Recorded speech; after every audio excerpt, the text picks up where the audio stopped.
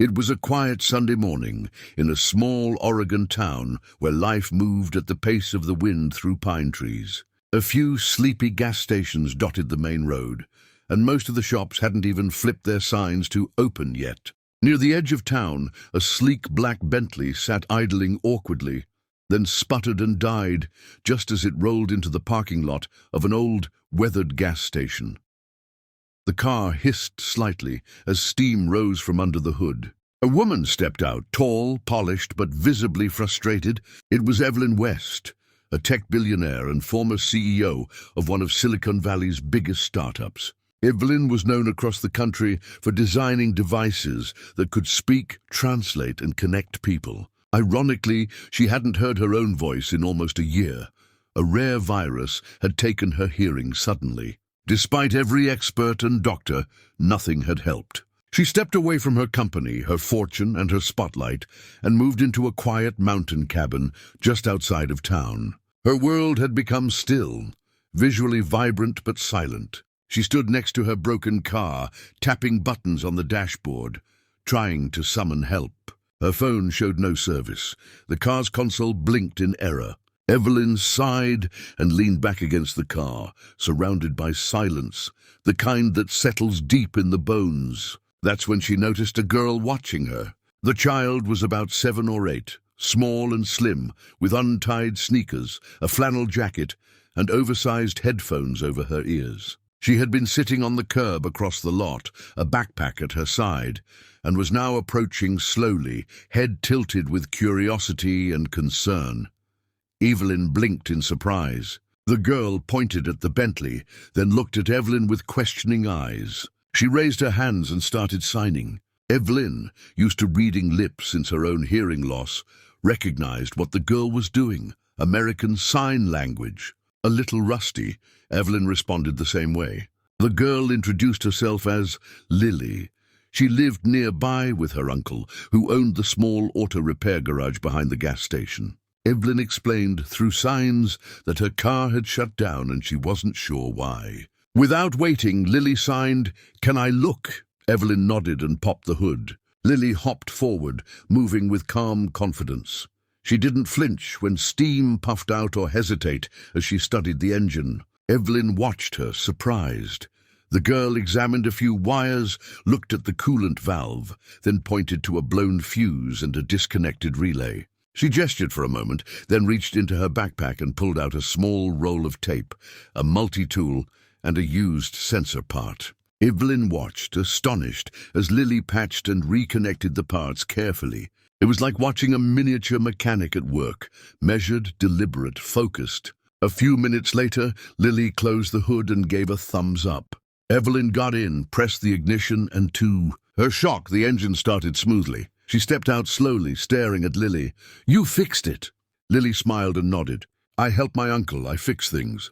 Evelyn knelt down and signed, "How did you know what to do?" The girl shrugged slightly. "I listened with my hands." Something about that answer stopped Evelyn cold. It wasn't just a sweet phrase. It was something deeper, wiser. She smiled, still in disbelief, then looked at Lily with fresh eyes. This wasn't just a clever child. She was something else. Before Evelyn could say anything more, Lily's uncle emerged from the shop and waved. Lily ran to him, waving goodbye over her shoulder. Evelyn stood by her now purring Bentley, more moved than she expected to be. She climbed in, pulled the door closed, and rested her hands on the wheel. Then something impossible happened. She heard the faintest sound, a single gentle click as her seatbelt slid into place. It was faint, barely there, but it was sound. Evelyn's eyes widened, her heart pounded. For the first time in almost a year, something, anything, had broken through the silence. Evelyn sat frozen in her seat, hands still gripping the wheel, her breath caught somewhere between disbelief and hope. She unbuckled the seatbelt and fastened it again, straining to hear. Another faint click. Her heart raced. She tapped the dashboard with her fingers and thought, was that sound real or just something her brain wanted to hear? She waited, listened. Silence again. But that single, fragile moment felt like a whisper from the world she had lost. And it had happened right after that little girl touched her car. She didn't drive home. Instead, she parked and walked back to the garage, where Lily was helping her uncle lift a tire into place. Evelyn waited until the uncle looked up. He recognized her and offered a friendly nod. Lily turned, her face lighting up. Evelyn knelt to the girl's level and signed, "Thank you." Lily responded with a simple grin and signed back, "It was easy." Evelyn signed again, this time more slowly, more carefully. "I heard something." "After you fixed it, I heard a sound." Lily paused, her hands lowering slightly. Her expression became thoughtful. She rummaged through her backpack and pulled out a wrinkled folder, then opened it to reveal several messy diagrams, notes and sketches. She pointed to one, a hand-drawn layout of what looked like a homemade vibration and frequency stimulator, designed to press against the skull near the ears. Lily pointed to Evelyn's seat and then to a mark on the schematic. She was trying to say that her patch job had included a little device she'd made herself, which sent low-range frequency signals through the car's seat. It wasn't just a car repair, it was an unintentional test of her invention. She'd used Evelyn's car to try something she couldn't afford to test anywhere else. Evelyn blinked rapidly, signing, "You made this, all of it?" Lily nodded proudly, then signed something that stunned her. "I thought maybe it could help someone else." Evelyn felt something shift inside her. She reached out and took Lily's hands gently. This wasn't coincidence, it was something more. She stood and asked the uncle if she could take Lily for lunch. He nodded without hesitation. That afternoon, Evelyn took Lily to the quiet diner across town. They ordered milkshakes, and over a small napkin they began sketching more ideas. Together, over the next week, Evelyn brought Lily and her uncle to her cabin. She pulled out equipment from her storage units, 3D printers, diagnostic tools, circuits.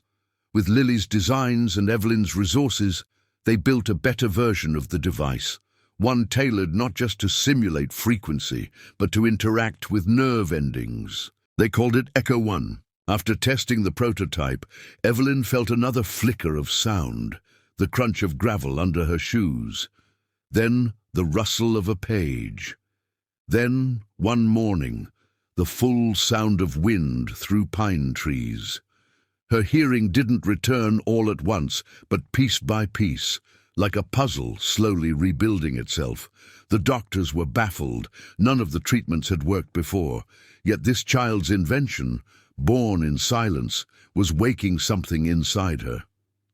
A month later, Evelyn flew Lily and her uncle to San Francisco. During a press event at a quiet tech hall, she stood in front of reporters and revealed Echo 1.